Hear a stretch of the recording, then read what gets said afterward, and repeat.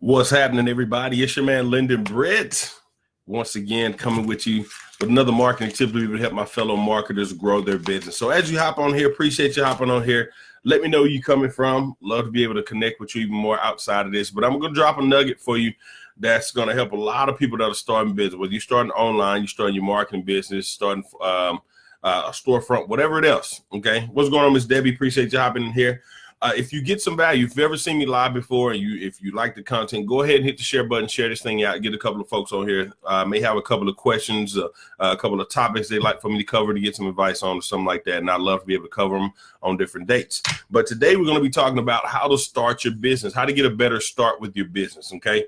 And one of the things that I noticed that I see with a lot of people start the same way. How do I know? Because I started the same way when I first started doing marketing and online business, stuff like that as well.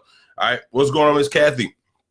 All right. So one of the things I'm going to go ahead and hop into the content. I'm going to keep this very, very, very short, probably about 4 to 5 minutes because I want your attention. If you got any questions as far as how you're marketing, please type them in the comments or shoot a message. I'd love to be, once again, I'd love to be able to shoot some content for you to be able to help you grow your business, because once again, my goal is to help my fellow marketers have their 2018 end better than their 2017 did. Your business does not need to be in the same exact place as it was a year from now. Okay. So if you're just now launching, if you're just now starting a business and you're looking to figure out ways to start your business, make sure you follow me and keep up with the content, subscribe to the YouTube channel. I'll type all that in the comments, so you'll have a direct link to subscribe and everything. All right, but today's topic, what I want to talk about is stop targeting your broke prospects first. Okay. All right. So what happens is a lot of times people come into a business and you say, you know what, I want to start telling people about it. And what's going on, Miss Carrie? Appreciate you hopping in here. People end up going in and they give you this quote unquote, make a list of folks you talk to, your top 50 people, top 100 people, top 200, whatever other amount of people that it is they tell you to target. And people go through that list and they make that list. But the one mistake that I made that I see a lot of people making is when it comes time to start contacting prospects, you contact a lot of times the people on the lower end of the totem pole. And what I mean by that is just not to say any disrespect to anyone else that's on your list, and not to say, but you know what your list looks like. You contact when you make that list, you talk about people that may make a lot of money all the way to the people that don't make very much money. But some reason, a lot of people are more comfortable with contacting the people that need a job, the people that are needing they're in a dire need for stuff. What's going on, John Clark? Okay, they're in a dire need for stuff. And those people, when you contact those type of folks first, the people that feel that they're desperate for an opportunity, desperate to be able to make $1, those are people that are looking to hop in and hop out of something, or hop in something to make a quick buck, and it doesn't last very long at all. So the one thing you got to do when you're making your list is stop contacting the broke and the needy people first. Now, it's okay to have those people on that list. You never know when those superstars actually pop out, you know what I'm saying? Because you may have been on somebody's bottom row, on the bottom of somebody's list, and you may be a superstar. The need and your why may be strong enough to keep you and push you going to where you excel in whatever else you're doing. You never know what type of person that you're dealing with. But a lot of times when you're starting your business, those are not the people that you want to start with. The reason you want to start with the people that are actually set, may have some sort of success in whatever business it is, whatever life that they're living at the moment, is because they're more stable. They're more likely to stick around. Give you a prime example.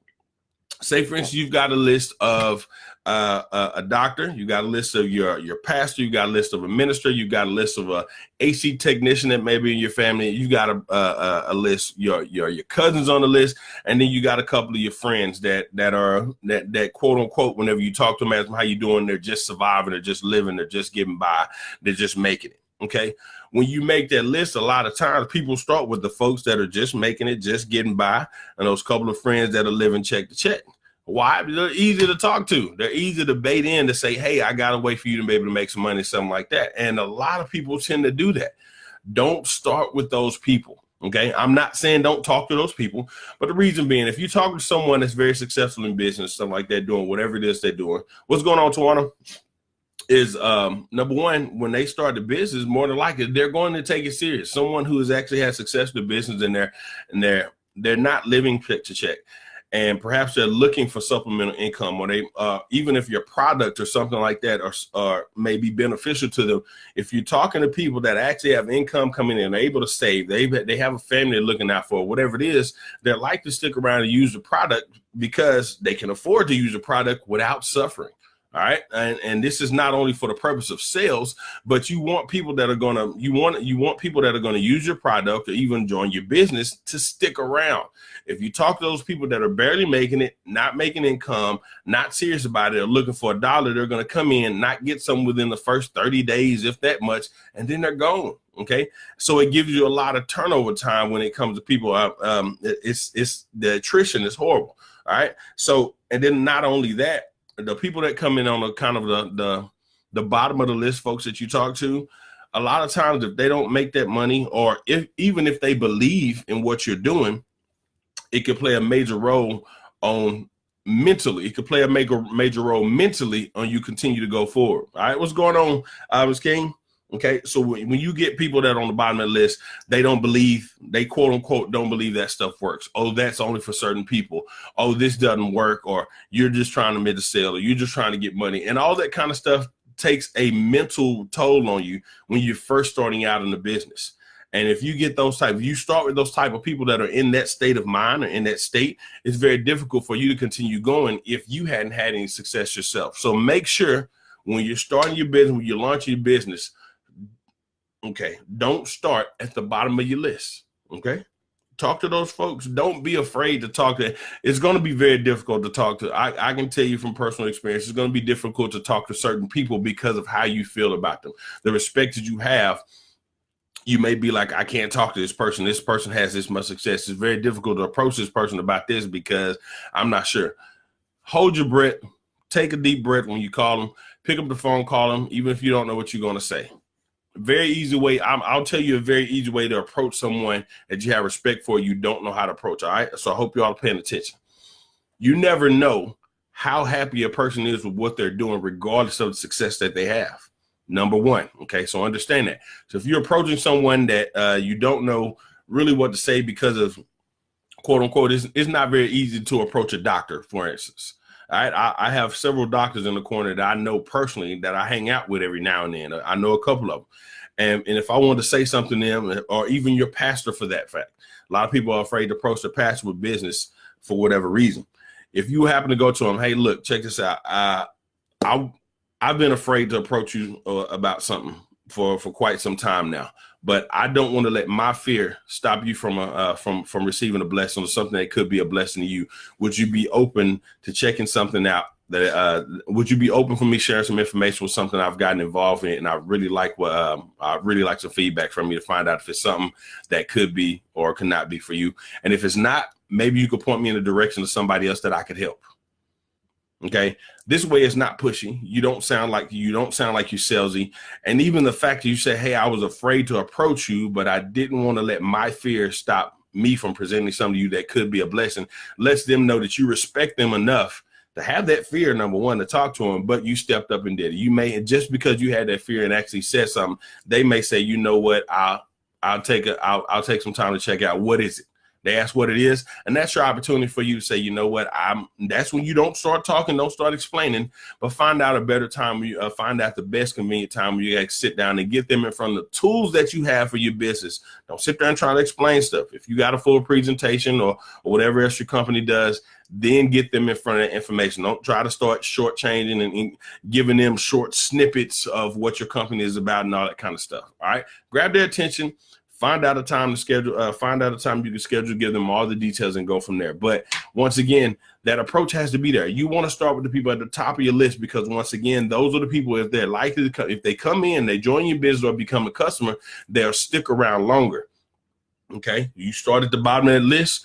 You get burned by a lot of people that come in, hop out, say it doesn't work. Now you're aggravated, frustrated because you're not getting the results. They come in, they quit, and it's kind of like I don't know what to do next. This stuff doesn't work for me. I don't know how it's supposed to go. So make sure when you're prospecting, stop targeting the bottom of your list first Aim for those people that you may have that fear. When you think about picking up the phone and calling me, your heart starts thumping a little bit. Make those people the first people you call. If you can get through to those folks and talking, the people at the bottom of that list, like I said, that I'm not saying they're not least important than the folks at the top, but it'd be very easy to talk to them and start getting some success. And once again, anybody that you ask, remember, it's very key that anybody that you present your opportunity, even if this is not for you, maybe you know somebody else that you could direct me to that I can help. Okay. That's a major line right there. You can tell with anybody. So even if they say, no, that's not for me. Well, hey, you remember I told you, perhaps even if it's not for you, you may know somebody that I could help. I know you possibly thought of one or two or a couple other folks that I could probably show this to that this may be for. Would you mind connecting me with those people? And then you may get some referrals just based on that. And if those folks decide and say, you know what, yes, this is something for me, you can go back to the person that referred you. Hey, man, I told you this was for them. This is an opportunity for you, probably generate some income. Are you sure you don't want to? You don't want to kind of run with us, because it's about to be some things that happen. You may be able to go back to the person that referred them and have a change of heart. You never know. Also, always ask if you can follow up. If somebody tells you no, like, hey, okay, I understand. Is this just not good timing, or is this just not something you're interested in, or what? And if they tell you, like, most folks going to tell you it's not good timing. Most people will give you an excuse because they're afraid to tell you no. Come back and ask, hey, I know things change in life. Is it okay if I follow up with you in a couple of months, probably 3 or 4 months, to find out if anything changes? It may not be for you now, but 3 or 4 months down the line, this could be something that you may catch your attention, may be interested in. Some folks may say, yeah. That lets you know that the door is still open, and you have somebody to follow up with months later as well. But once again, don't target the people at the bottom of the list first. Go for the folks at the top of the list, okay? Get your business going the right way and keep those folks around, and be willing to do the work, man. Let that heart thump, let that fear happen every now and then. It's going to happen, but step up, be the leader that you want to be in your business, be able to grow and increase, and just be a blessing to other people. But having a business is about how you can help others, not how you can help yourself.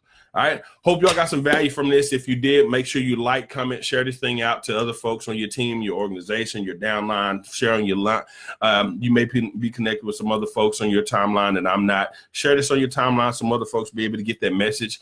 Hope, once again, you got some value. If you got any other topics that you'd love to be able to have, that you'd like for me to comment on or do a live on, kind of help do some how-tos and stuff like that.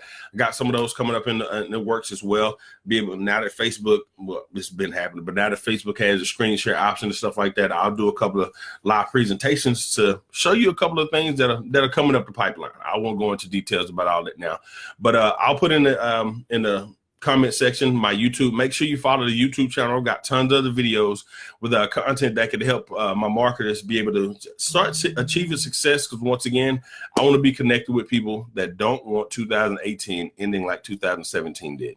All right, y'all have a blessed and wonderful day. Like, comment, share. Make sure you turn on the notifications so when I go live you don't miss one, and I will check you all later. Y'all have a blessed one, and I'll see y'all later.